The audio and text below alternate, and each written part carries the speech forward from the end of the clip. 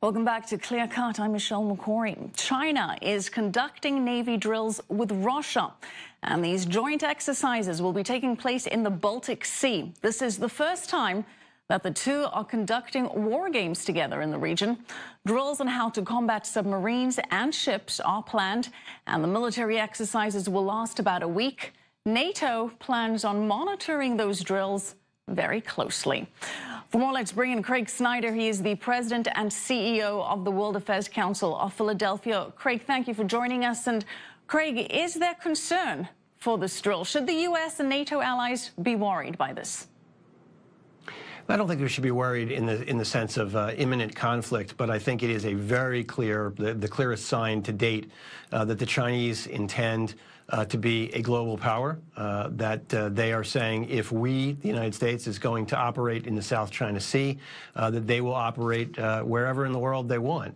And it's also a sign of the growing strategic partnership between China and Russia, which has been in the making for the better part of a decade now, in which these two countries realize that individually they are not, at least yet, powerful enough to challenge the United States globally, but together they can sort of put the ropes on Gulliver, that being the United States.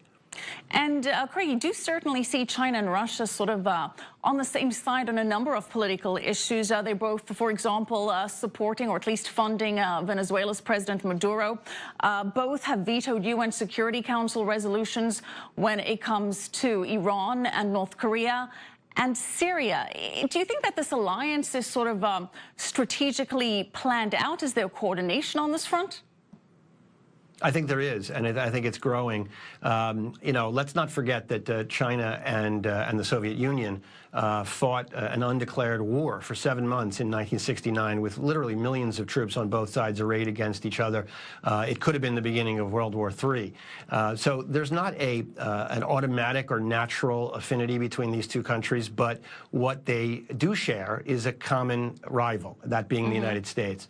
And I think they're determined to work together in a kind of a transactional way, wherever they can, at a minimum, inconvenience American power.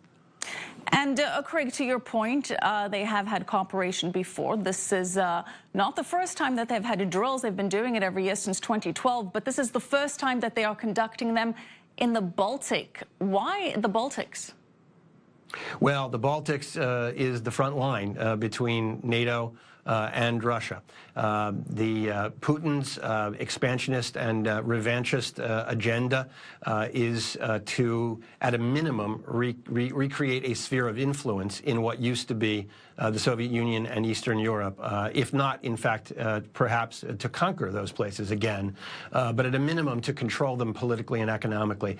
And the expansion of NATO by the United States and the Western European powers, the expansion eastward, has been viewed by Putin as, you know, an existential obstacle to his goals. So the Baltics are really the front lines in the Western versus Russian relationship.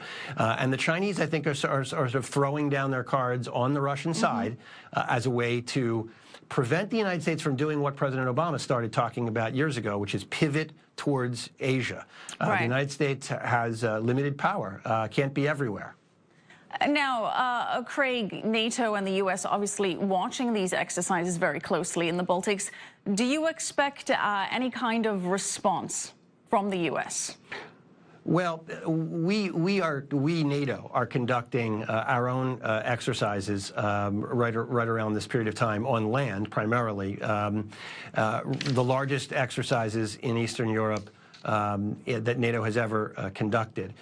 So there is a ratcheting up on both sides, an escalation on both sides of the shows of force, the shows of potential power, and one hopes that that doesn't turn into actual conflict.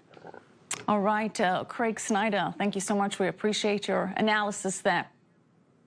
Thank you so much.